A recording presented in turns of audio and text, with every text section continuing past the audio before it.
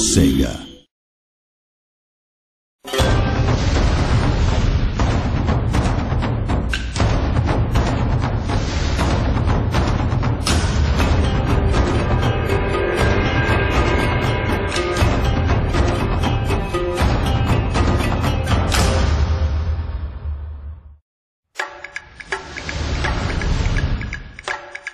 Empire is one of our most discussed products, right? Yes. Not least because it was, commercially certainly one of our biggest, and it reached kind of the biggest number of people, the biggest number of fans. But it did a number of things which some people, kind of vaunted and others vilified. And I think it was a pretty interesting set of design choices. I mean, naval battles. Okay, when we added those, where do you start with something like that? Design-wise, when you add a naval battle to the game, you go, right, we've had land battles for X many iterations and made those better. Do you just go, well, this is just a land battle at sea? No, this is different. Yeah. You start off by looking at what actually happened. You go to the history and look at how it actually, naval battles are very tedious in real life because they take forever. Sail about, wait for it. There's an hour of knowing that you're going to die and then 3 minutes while you die. Slow motion car crash. It is a slow motion car crash. If you look at most naval battles of the period, they do have the air of somebody knows that they're going to get beaten. So there is this kind of car crash happening. But how do you translate that into a game? Exactly. You've got this really slow engagement process and this formation process. Tactically, it's kind of interesting on one level, but it is like two yachts going around a course. There's that constant jockeying about when when you say a sailing race. Yeah. You're jockeying around trying to get in the wind position because that's going on. But at least they're not actually shooting at each other. Before I'd be massively immersed in RPGs or FPSs where I'm actually the character, not the third person games, but the FPSs. But this was a strategy game that had the same kind of level of immersion, the suspension, you were disbelief. The nation. I was the nation, and it did have that kind of nostalgic, memory. This is exactly why, just to go back to the point earlier, why people get cross with this if we don't do exactly what they want. Because they get so into it. We're messing with their kind of. The interesting thing is it kind of like on a high level. The interesting thing about this is that our games are generating real experiences for people, in which case we're almost transcending art and literature. But it's true. Games do transcend.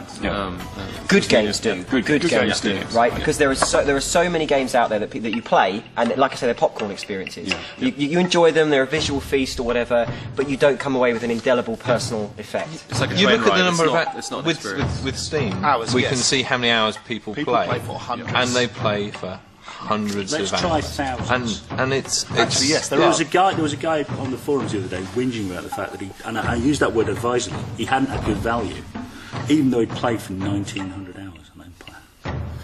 And he's paid $35 for something that's entertaining for 1,900 hours. That's how long's your average console game now? What, 6 hours? 6 to 10 hours? Ten's like good. That? 10's are good. I mean, you barely scratch the surface.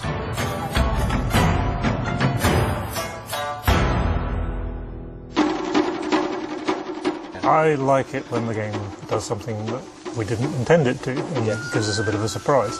I remember playing Mid 1, and one of my allies, which had been an ally for a long time, managed to take one of my regions off me in a way which we'd never intended. And the way he did it was he sent a bunch of bishops in, caused a peasant rebellion, and then sent a diplomat in and bribed the rebels, all in one turn. I'd lost a region, I was still his ally, I couldn't do anything about it. It was brilliant, and that's the kind of thing where the game does something unintended but clever. Emergent behaviour. Yeah. The first time you see the elephants in Rome, that was very cool. Yeah. As what I always describe as the Zulu moment. Yeah. The Zulus are thousands of them. Where you.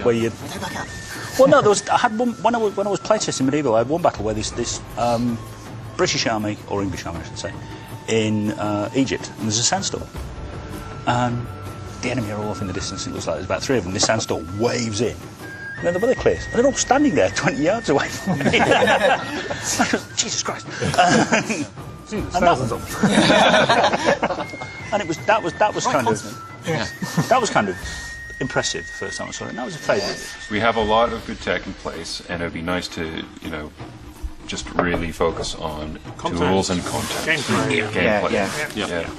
See, I like that. I like the way that I hope my hope is that the the power and the computational ability of both GPUs, CPUs, memory, whatever platform we're on, whether it's consoles, PCs, whatever we do, right, and wherever entertainment goes, gets to the point where it's so large and so big, it becomes an utterly creative medium.